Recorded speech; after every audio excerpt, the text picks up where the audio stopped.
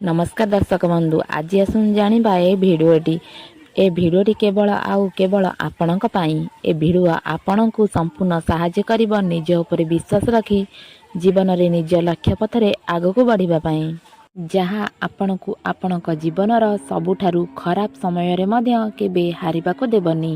कथारे अछि, मनरु हारि जाइथिबा व्यक्ति निज मृत्यु पूर्वरु ही मरी जाइथाए। सेथिपाई जीवनर एही युद्धरे निजर शेष निश्वास पर्यंत लड़िबा शिखंतु। फर्मुला नंबर 1, कष्ट समय रे धैर्य रखंतु। जीवन युद्धर अन्य नाम हेउची धैर्य। जीवन एभली एक युद्ध जेउंटी दरकार पड़िले आपणकु निज सहित मध्य युद्ध करिबाकु पड़िबो, जहा पाई आपणकु प्रस्तुत रहिबार आवश्यक अछि। आपनक पाखरे सेतिकी शक्ति तो निश्चिंत अछि जे आपणकु आगकु जेते समस्या आसिले मध्य आपण ताकु दृढ़तार सहित सामना करि परिबे। केवल आवश्यकता अछि तो निज उपरे संपूर्ण विश्वास रखिबा। जदि आपण निजकु निज नियंत्रण रे रखिबा पाई चाहुचंती किंतु जेते चेष्टा कले भी रखि पारुनाहांती, तेबे निज पाई पूरा दिनर गोटे रुटीन प्रस्तुत करंतु एवं कौनसी भी परिस्थिति रे से रुटीन को फॉलो निश्चिंत करंतु। मनर शांति पाई मेडिटेशन बा ध्यान करिबा आरंभ करंतु। शरीर को मजबूत करिबा पाई व्यायाम करिबा आरंभ करंतु। निजकु खुशी रखिबा पाई खाली रे केवल बसी न रही निजकु व्यस्त रखिबा आरंभ करंतु। निज विचार को एवं भावना को नियंत्रण रे रखिबा पाई आरंभ करंतु। जदि आपणक भितरे धैर्य, सहनशीलता एवं सबुठारु बड़ निज उपरे विश्वास करिबार क्षमता नथिबो, तेबे आपण एभली 1000 भिडियो देखंतु, लक्षे भिडियो देखंतु, किछि भी लाभ हेबनी। जदि आपण निज भितरु ही निज उपरे विश्वास न रखिबे, जितिबार जिद न रखिबे, तेबे 5 मिनिट रे ही भिडियोर निशा बाहरी जिवो। सर्वप्रथमे निज पाखरु आरंभ करंतु। हाँ, मु मानुची केही भी संपूर्ण रूपे परफेक्ट होई नथांती, किंतु पूर्व अपेक्षा निजकु आउ टिके अधिक भल तो निश्चिंत करि परिबे। जीवन रे एही युद्ध रे आपनकु लड़िबा पाई पड़िबो एवं जेते थरे तळे पड़िले मध्य पुणी दृढ़ता सहित छिड़ा हेबा पाई पड़िबो एवं से पर्यंत लड़िबा पाई पड़िबो जेउ पर्यंत आपणक परिचय ए दुनिया पाखरे न पहुँची।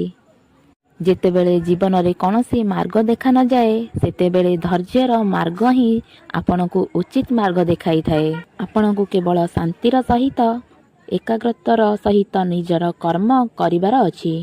दुखर ए राति निश्चिंत पाहिब एवं सुखर से सकाळ सूर्यंकर सुनेली किरण सहित सफलतार नुआ ऊर्जा नहीं निश्चिंत आसीबो।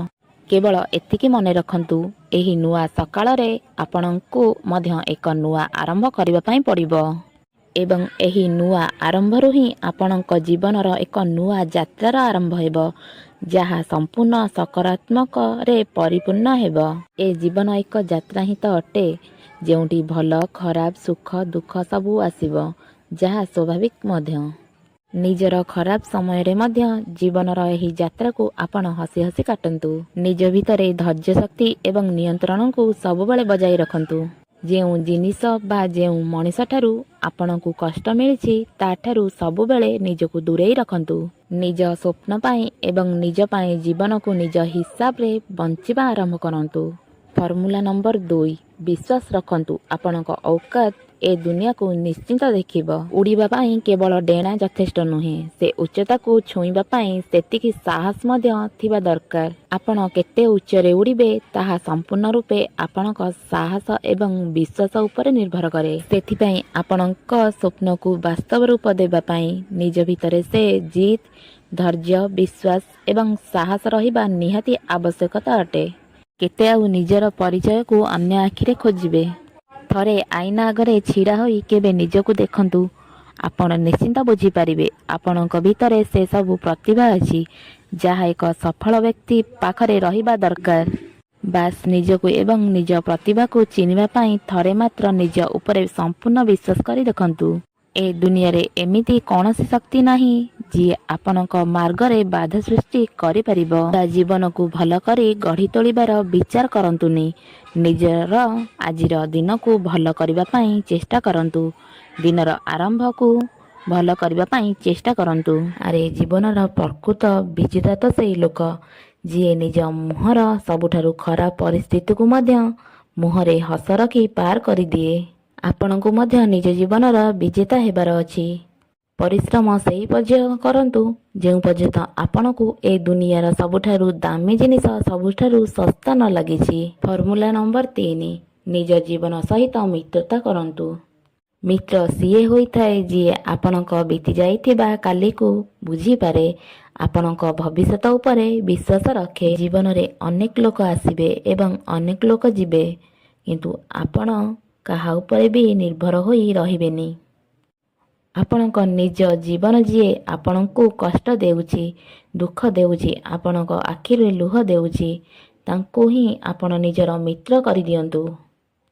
ଯଦି ଆପଣ ଏହି ଦୁଃଖ କଷ୍ଟ ଲୁହକୁ ନିଜର ମିତ୍ର କରିଦେବେ, ତେବେ କେତେ ବି ସମସ୍ୟା ଆସିଲେ ମଧ୍ୟ ଆପଣ ନିଜ ମିତ୍ର ସହିତ ଖୁସି ରହିବା ଶିଖିଯିବେ। ଜୀବନରେ ଖୁସି ରହିବାର ଆପଣଙ୍କୁ ଏଭଳି ଏକ ଜ୍ଞାନ ପ୍ରାପ୍ତି ହେବ ଯେଉଁ ଜ୍ଞାନକୁ ବହୁତ କମ୍ ଲୋକ ଜାଣିପାରନ୍ତି। ନିଜ ଜୀବନକୁ ନିଜର ଏଭଳି ଏକ ମିତ୍ର କରି ଗଢ଼ି ତୋଳନ୍ତୁ ଯିଏ ଆପଣଙ୍କୁ ଠିକ୍ ଭୁଲର ରାସ୍ତା ସବୁବେଳେ ଦେଖାଇବ। ତା ଉପରେ ଏତେ ବିଶ୍ୱାସ ରଖନ୍ତୁ ଯେ ସେ ଆପଣଙ୍କୁ କେବେ ହାରିବା ପାଇଁ ଦେବନି। ନିଜ ପରିଶ୍ରମକୁ ସବୁବେଳେ ବଜାୟ ରଖନ୍ତୁ, ତାପରେ ଦେଖନ୍ତୁ ନା ଆପଣ ନିଜଠାରୁ ହାରିବେ ନା ଦୁନିଆ ଠାରୁ। ଆପଣ ନିଜକୁ ଏତେ ସୁଦୃଢ଼ କରିଦେବେ ଯେ ବଡ଼ ବଡ଼ ସମସ୍ୟା ମଧ୍ୟ ଆପଣଙ୍କୁ ଛୋଟ ଲାଗିବ। ଫର୍ମୁଲା ନମ୍ବର 4 ବିଫଳତାର ମାଡ଼ରେ ତଳେ ପଡ଼ିଲେ ମଧ୍ୟ ପୁଣି ସାହସର ସହିତ ଛିଡ଼ା ହୁଅନ୍ତୁ। ପ୍ରତ୍ୟେକ ଜିନିଷ ତଳେ ପଡ଼ିଲେ ଭାଙ୍ଗିଯାଏ କିମ୍ବା ନଷ୍ଟ ହୋଇଯାଏ, କିନ୍ତୁ ସଫଳତା ହିଁ ଗୋଟେ ଏପରି ଜିନିଷ ଯାହା ତଳେ ପଡ଼ି ଉଠିବା ପରେ ହିଁ ମିଳିଥାଏ। ଯଦି ଆପଣ ଏପରି ଭାବୁଛନ୍ତି ବିଫଳତା ବିନା ହିଁ ଆପଣଙ୍କୁ ସଫଳତା ମିଳିବ, ତେବେ ଏହା ଆପଣଙ୍କର ଭ୍ରମ ଧାରଣା ହୋଇପାରେ। କିନ୍ତୁ ଏହା ଆବଶ୍ୟକ ମଧ୍ୟ ନୁହେଁ ଯେ ସଫଳତା ପାଇବା ପାଇଁ ବିଫଳ ହେବା ପାଇଁ ପଡ଼ିବ।